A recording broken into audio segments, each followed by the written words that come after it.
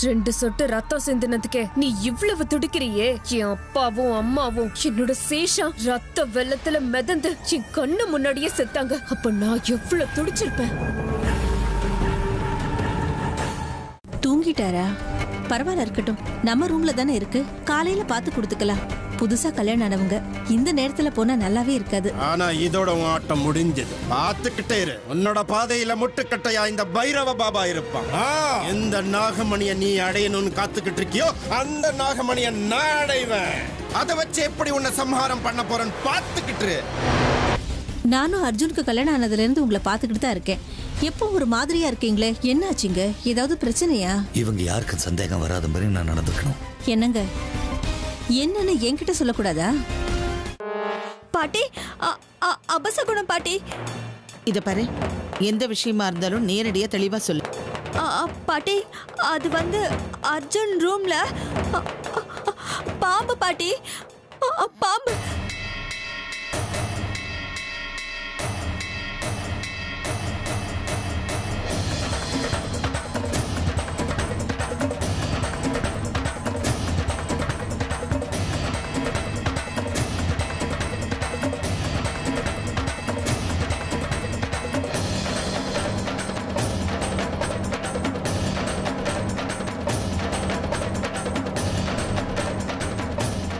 என்ன பாம்பா?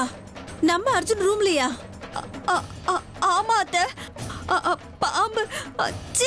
அது அசிங்கம். அது எப்படி சொல்றதுன்னு தெரியல.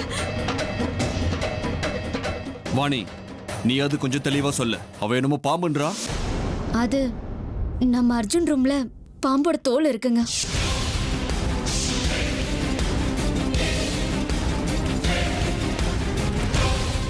நீ என்ன சொல்ற வாணி? நம்ம வீட்டுக்குள்ள பாம்பு உரிச்சு போட்ட தோல் கிடக்குதா? இது பெரிய அபசகுணமாச்சே.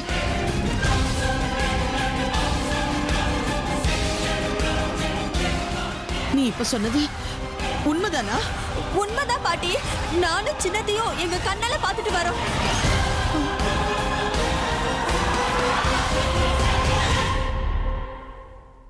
பெரியம்மா, அவங்க 2 பேரும் சொல்றது உண்மைதாங்க. பாம்பு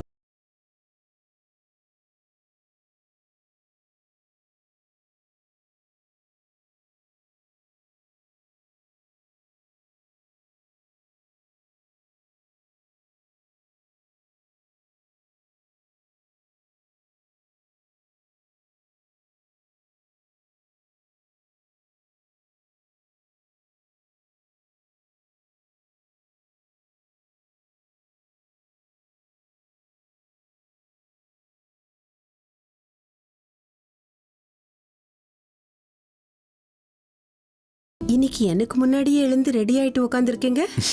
சாரிங்க, இன்னைக்கு என்னால எழுந்திருக்கவே முடியல. சாரி எல்லாம் எதுக்கு கேக்குற சரோஜா? நான் எழுந்திருச்சு பார்க்கும்போது நீ குழந்தை மாதிரி நல்லா தூங்கிட்டு இருந்த. எழுப்புறதுக்கு எனக்கு மனசு வரல. சரி, நீங்க இருங்க, நான் போய் காஃபி போட்டு கொண்டு வரேன். நோ நோ நோ நோ, உனக்கு கிச்சனுக்குள்ள நோ என்ட்ரி.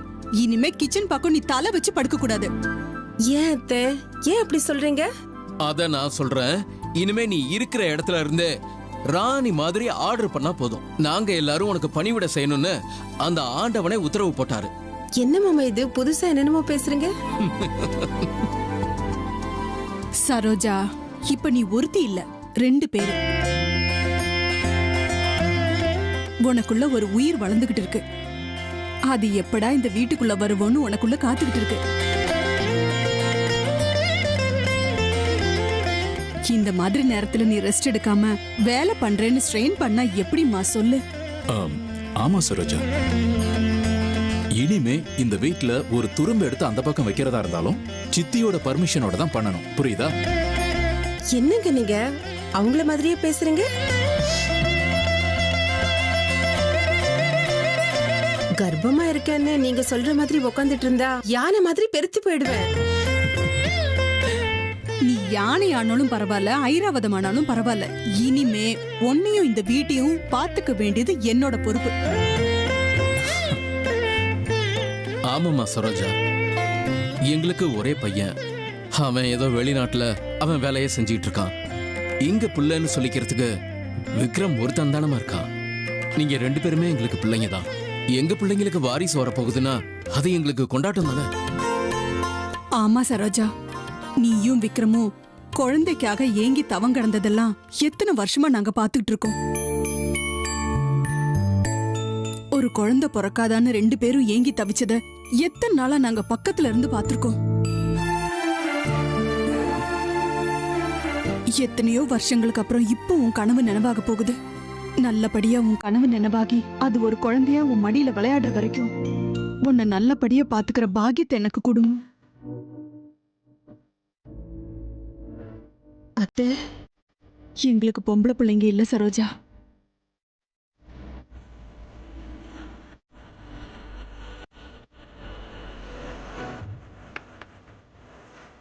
சரோஜா, நீ எனக்கு பொண்ணு மாதிரி. இப்போ உன் வயித்துல ஒரு குழந்தை இருக்கு. நான் உனக்கு தாயா உன்னை நல்லா கவனிச்சுக்கிட்டு உனக்கு பிரசவம்லாம் பார்க்கணும்னு ஆசையா இருக்கு. அதை நிறைவேற்றி வைப்பியா? அத்தை,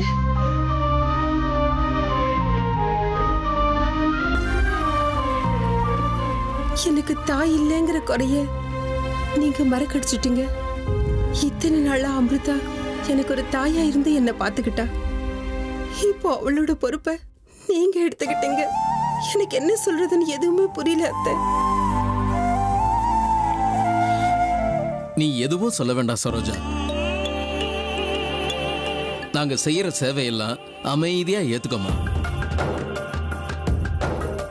நம்ம ராஜி வேலை விலைக்கு தவறாம உனக்கு டீ, காஃபி, டிஃபன் எல்லா வசதிகளையும் செஞ்சு கொடுப்பாமா.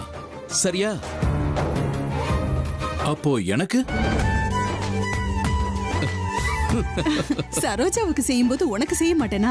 இனிமே உங்க 2 பேரையும் பாத்துக்க வேண்டியது என் பொறுப்பு. ஏங்க, குழந்தை பிறக்கிற வரைக்கும் நான் ரொம்ப பிஸியா இருப்பேன். ராஜி அங்க வா இங்க வான்னு தேவையில்லாம என்ன தொந்தரவு பண்ணக்கூடாது, புரியுதா? சரிங்க மேடம். பையனுக்கும் மருமகளுக்கும் சேவை செய்யற சந்தோஷத்துல இந்த ஏழைய மறந்துடாம என்னையும் கொஞ்சம் கவனிச்சுக்கோங்க மேடம்.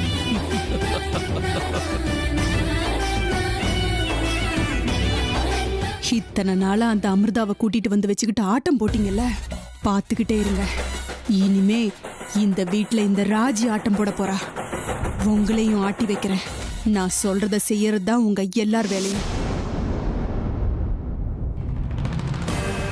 பாம்பு தொல்லை எங்கம்மா பார்த்த நீ? கட்டிலுக்கு அந்த பக்கம் கணக்கு பாருங்கம்மா. என்னது இது?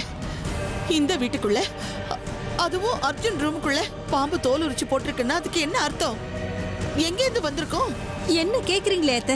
எனக்கு மட்டும் என்ன தெரியும்? அது எப்படி இங்க வந்ததுன்னு எனக்கும் தெரியல அத்தை. ஐயோ கடவுளே, என்னப்பா இதெல்லாம்?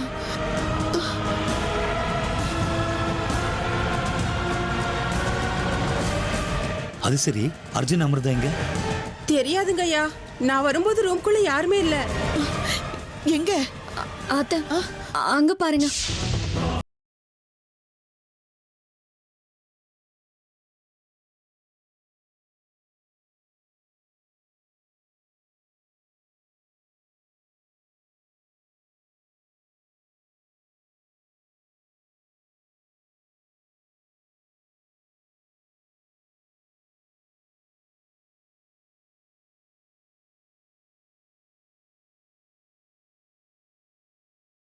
பாக்குறேன்.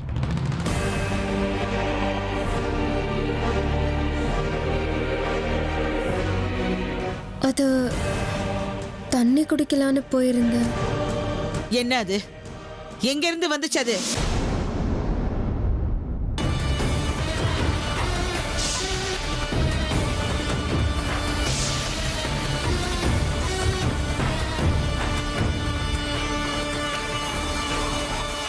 ஐயோ பரமேஸ்வரா, இப்ப நான் என்ன செய்யறது? என்னம்மா அமிர்தா இது? இது எப்படிமா உங்க ரூம்குள்ள வந்தது? இப்படி தெரியாத மாதிரி பார்த்தா என்னமா அர்த்தம்? எனக்கு எதுவும் தெரியாது. இத பத்தி எனக்கு எப்படி தெரியும்? இத்தனைக்கும் நான் இப்பதான் ரூம்குள்ளேயே வரேன்.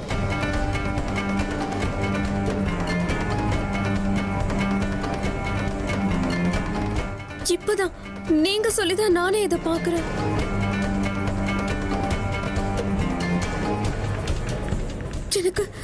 எனக்கு என்னமோ ரொம்ப பயமா இருக்கு அத்தை. பாம்பு தோலை நான் என் வாழ்க்கையில இப்பதான் பாக்குறேன். இல்ல, இந்த விஷயத்தை பத்தி உடனே ஒரு முடிவுக்கு வரணும்.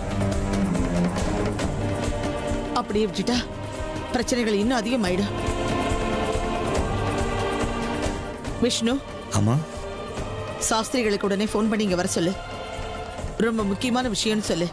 இதுக்கு என்ன பண்றதுன்னு நான் உடனடியாக அவர்கிட்ட கேட்கணும்.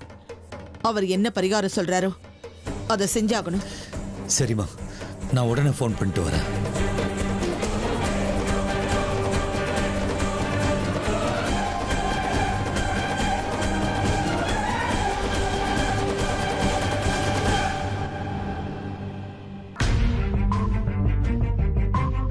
கடவுளே, எனக்கு ஒண்ணுமே புரிய மாட்டேங்குது. அவ்வளவு ஆசைப்பட்டு கல்யாணம் பண்ணிக்கிட்ட அமிர்தா வந்த நாள்ல இருந்து என் மேல விருப்பம் மட்டுமே கொட்டுறாங்க. மத்தவங்க கிட்ட எல்லாம் நல்லா பேசுறாங்க, ஆனா என்கிட்ட மட்டும் கோவமாவே இருக்காங்க. அது ஏன்னு இன்னும் எனக்கு புரியவே இல்லை. ஓ, ஒருவேளை கல்யாணத்துக்கு முன்னாடி நான் உங்களை ரொம்ப தொந்தரவு பண்ணிட்டு நான் உங்களுக்கு கோவமா?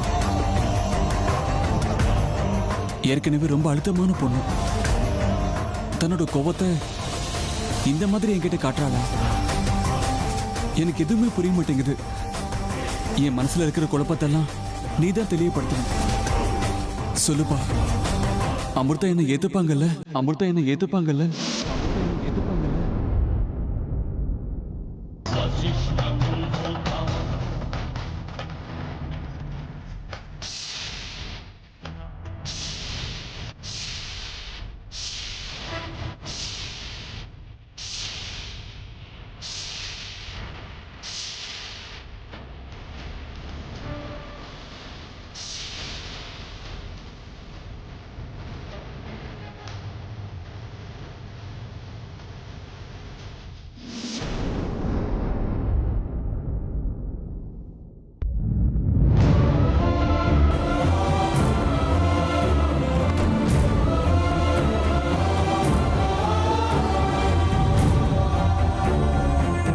ஓஹோ, என்னப்பா அர்ஜுன், கல்யாணத்துக்கு அப்புறம் தம்பதிகளாக தான் கோயிலுக்கு வருவாங்க, நீ தனியா வந்திருக்க, என்ன விஷயம்?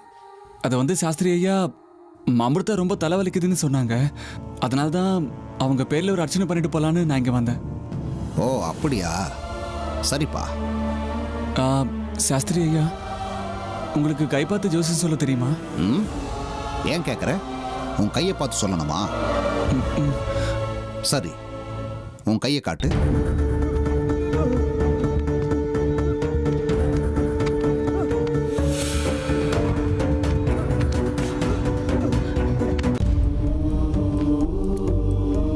என்னப்பா இது, உன் கை இப்படி இருக்கு? ஏன், என்னாச்சு சாஸ்திரி ஐயா, சொல்லுங்க. கொஞ்ச நேரத்துக்கு முன்னாடி சாமி தலையில இருந்த பூ கீழே வந்துருச்சு. தெய்வம் சொன்னா அது சரியாதான் இருக்கும். அர்ஜுன், உன்னோட வாழ்க்கையில இனிமேதான் பல கஷ்டங்களை பார்க்க போற. கிரகங்கள் எல்லாம் ரொம்ப விபரீதமா உன் வாழ்க்கையில விளையாட போகுது. கிரக நிலைகள் கூட உனக்கு மாறிக்கிட்டே இருக்கும் அர்ஜுன். உனக்கு அதிகப்படியான கஷ்டங்கள் காத்திருக்கு. உன் வாழ்க்கையில நீ நினைச்ச மாதிரி எதுவும் நடக்காது. நிறைய துக்கங்கள், ஏமாற்றங்களை எல்லாம் சந்திக்க வேண்டி இருக்கும்.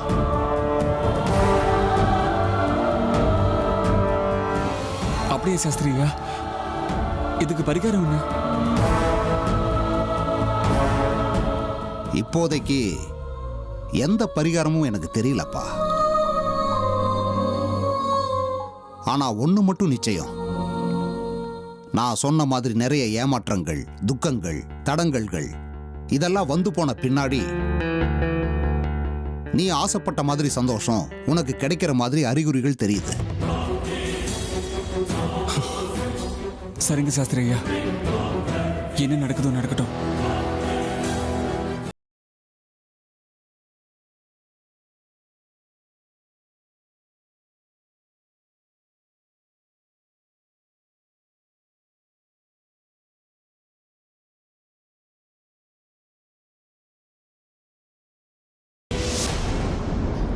அம்மா சாஸ்திரி ஐயாக்கு ஃபோன் பண்ணிட்டேன், இதோ வந்துருவாரு. நீங்க ஒன்றும் பயப்படாதீங்க.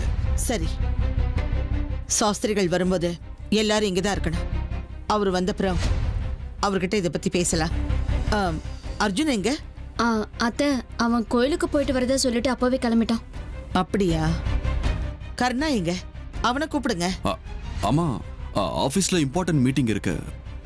நாங்க 2 பேரும் இங்க இருக்கோம்ல, அவனும் வந்துட்டானா ஆபீஸ்ல வேலை நின்னு போயிடும். பாட்டி, அதான் நான் இருக்கேன்ல அவர் சார்பா, என்ன சொல்லணுமோ நான் அவர்கிட்ட சொல்லிடுறேன். அதுவும் சரிதான் அத்தை, நாம தான் எல்லாருமே இருக்கோம்ல.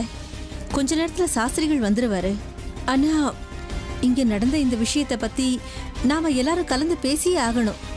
இதெல்லாம் ஏன் நடக்குது, இந்த பிரச்சனை எப்படி வந்தது, இதெல்லாம் நம்ம கண்டுபிடிச்சே ஆகணும் அத்தை. நீ என்ன சொல்ற அமிர்தா?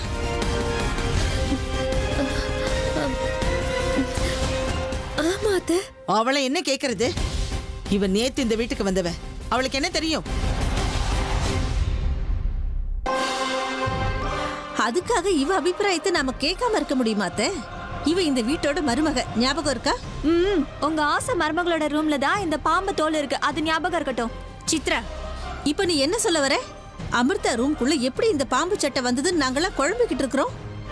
நீ என்னமோ இவ ஏதோ பெரிய குற்றம் பண்ணிட்ட மாதிரி பேசிக்கிட்டு இருக்க. இத பாருங்க, நான் அன்னைக்கே சொன்னேன், பாம்பு சம்பந்தப்பட்ட எதுவுமே இந்த வீட்டுல இருக்க கூடாதுன்னு தீர்மானம் பண்ணிருக்கோம்.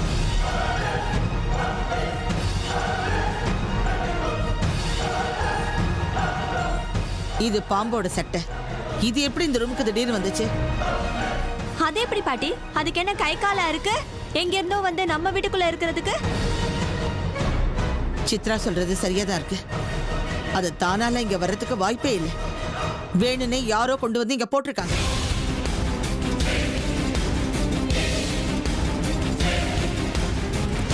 என்னம்மா இப்படி பேசுறீங்க? அப்படி யார் இருக்கா அந்த வீட்டுல?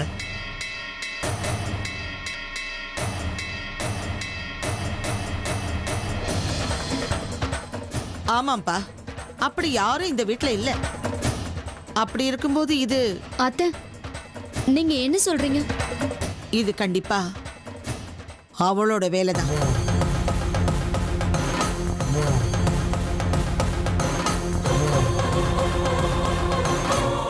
வேற யாரும் இதை செஞ்சிருக்க வாய்ப்பே இல்லை.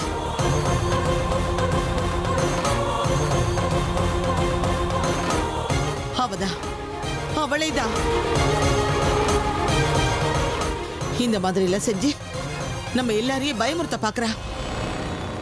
அவன் சொல்றீங்களே, அது யார் பாட்டி? அவன்னு நீங்க யார சொல்றீங்க? யார பத்தி பேசுறீங்கன்னு ஒண்ணும் புரியல. திரிவேணியம்மா, திரிவேணியம்மா. சாஸ்திரிகள் வந்துட்டாரு போல இருக்கு. எல்லாரும் வாங்க.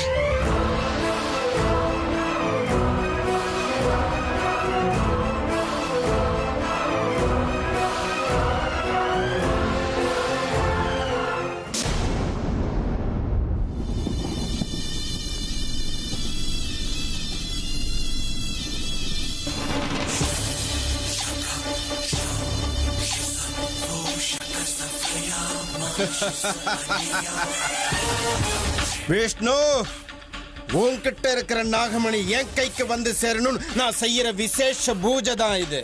நாகமணிய எப்படி உன்கிட்ட இருந்து நான் அபகரிக்கிறேன்னு நீ பார்த்துக்கிட்டே இரு.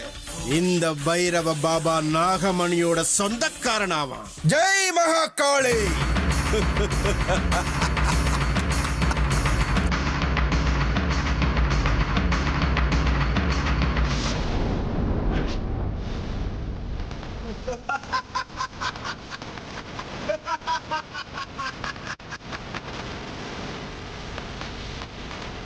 விஷ்ணு, உண்மையான ஆட்டமே இப்பதான் ஆரம்பமாகுது. ஏ முட்டாளே, நீ கூப்பிட்ட உன் வீட்டு கல்யாணத்துல ஆசீர்வாதம் பண்ண வந்தேன்னு நினைச்சியா? நான் அங்க வந்தது நாகமணிய நாடையறதுக்காகத்தான். ஆட்டம் போடு, எத்தனை நாள் ஆட்டம் போட முடியுமோ போல.